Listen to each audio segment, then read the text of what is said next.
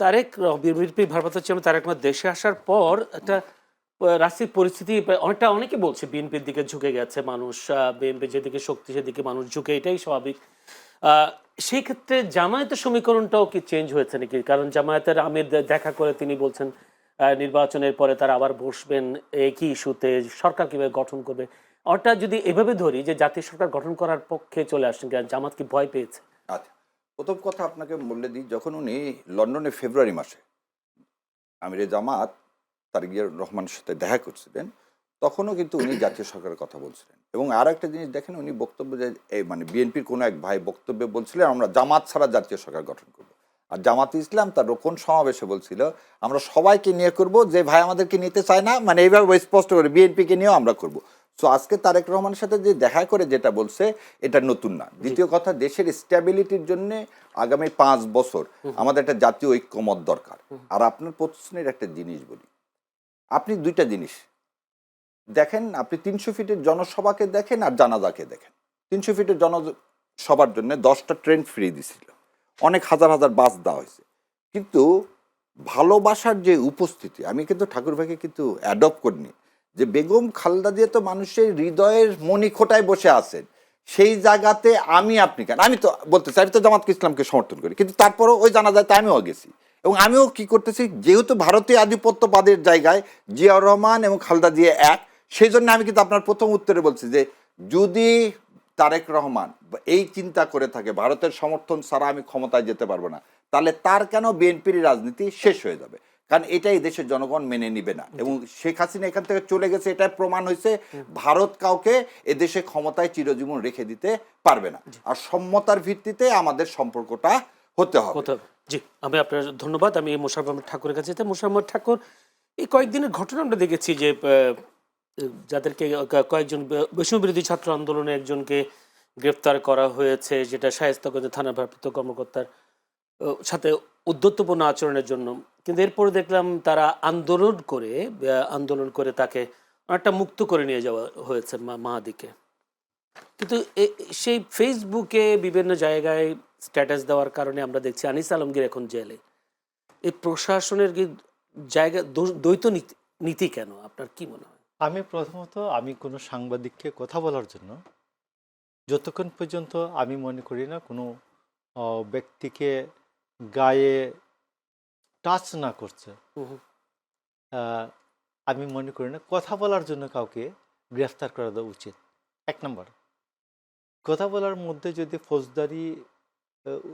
ফৌজদারি যে অপরাধের যে কতগুলো উপাদান আছে এগুলি না থাকে, তো আমি আনিস আলমগীর সাংবাদিক মানুষ, সে বলছে, তো আমি তো মনে করি না, এখনও আমি মনে করি যে আওয়ামী লীগের যারা শুধুমাত্র খুন খারাপি লুটপাট ফৌজদারি অপরাধে লিপ্ত ছিল এদের ধরবে, জেলে দেবে। আর বাকি যেটা শুধুমাত্র রাজনৈতিক দর্শন রাজনৈতিক বিশ্বাস চর্চার জন্য কাউকে জেলে দেওয়ার দরকার আছে আমি মনে করি না। 1 নম্বর, কারণ সরকার আওয়ামী লীগকে নিষিদ্ধ করে নেয়। আওয়ামী লীগকে সরকার বলছে আওয়ামী লীগের কার্যকলাপ নিষিদ্ধ, কার্যক্রম নিষিদ্ধ। 1 আসুন। 2 নম্বর হচ্ছে যে, আর যেহেতু আমার বাক ব্যক্তি সংবাদপত্রের স্বাধীনতা আমার 37, 38, 39 অনুচ্ছেদ এখনো বহাল আছে সংবিধানের, এইগুলি হচ্ছে আমার সংবাদপত্রের স্বাধীনতা 39, বাক ব্যক্তি বিবেকের স্বাধীনতা। তো বিবেকের স্বাধীনতার জন্য কাউকে এইভাবে বিনা বিচারে নিয়ে কেউ অ্যারেস্ট হতে পারেন।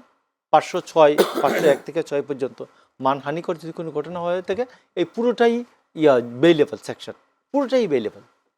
তো গেল, আমি মনে করি যে গুরুতর অপরাধের জন্য বেল দেওয়া যেতে পারে, বেল তো হইতেই পারে। যেমন সে আপনি শায়েস্তাগঞ্জের যে ছেলেটা, আমাদের উকিল সাহেবরা বলছেন মুখ ফসকে বলেছে, তার এই কথাগুলি বলা উচিত হয় নাই যে আমরা সন্তোষকে উল্টা করে ঝুলিয়ে পুড়িয়ে দিয়েছিলাম, এটা বলা উচিত হয়নি।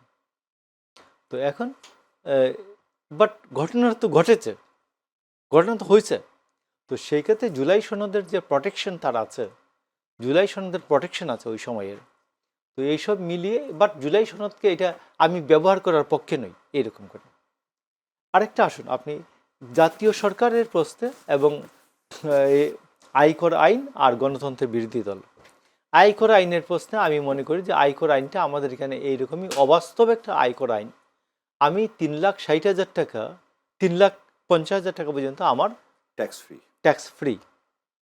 তো আমার তো ভাই মধ্যবিত্ত সংসার চালাইতেও মাসে 1 লাখ টাকা লাগে মানুষের। তো এটাকে তাইলে এটা 12 লাখ টাকা আমার শুধু খাবারের জন্য, আমি যে এই যে চা খাইতেছি এটার মধ্যে ভ্যাট দেওয়া আছে না? এই যে টি ব্যাগ, এটা ভ্যাট দেয় নেই? ভ্যাট দেয় নেই? ভ্যাট তো দিয়েছে।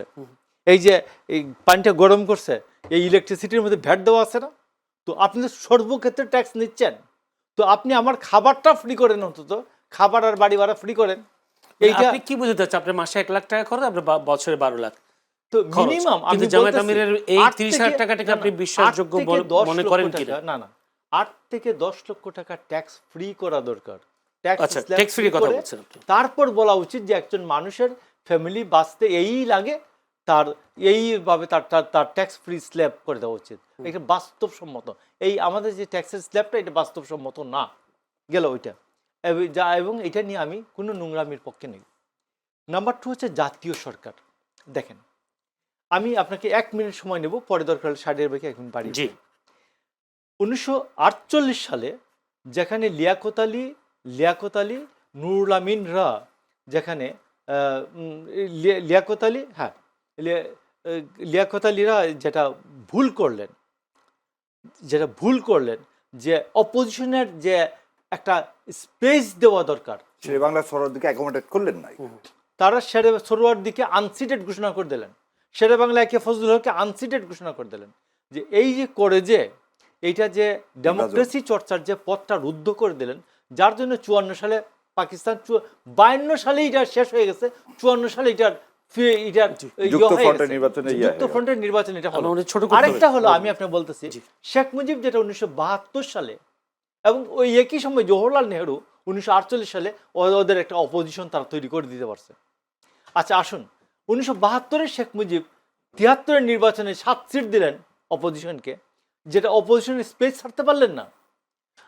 বাট 79-তে শেখ জিয়াউর রহমান 93 সিট ছেড়েছেন অপোজিশনকে, এমনকি মোহাম্মদ তোহা যিনি গুপ্ত রাজনীতি করতেন। তো সেই কারণে আমি বলতেছি, আইডিয়াল 12 সিট মনে হয় পাইছিল, আইডিয়াল 10 সিট না 12 সিট। তো সেই ক্ষেত্রে আমরা মনে করি যে তারেক রহমানকে এখন তাকে সবাইকে নিয়ে আলোচনা করে এটা ঠিক করতে হবে, আমার অপোজিশনের জন্য স্পেস ছাড়তে হবে।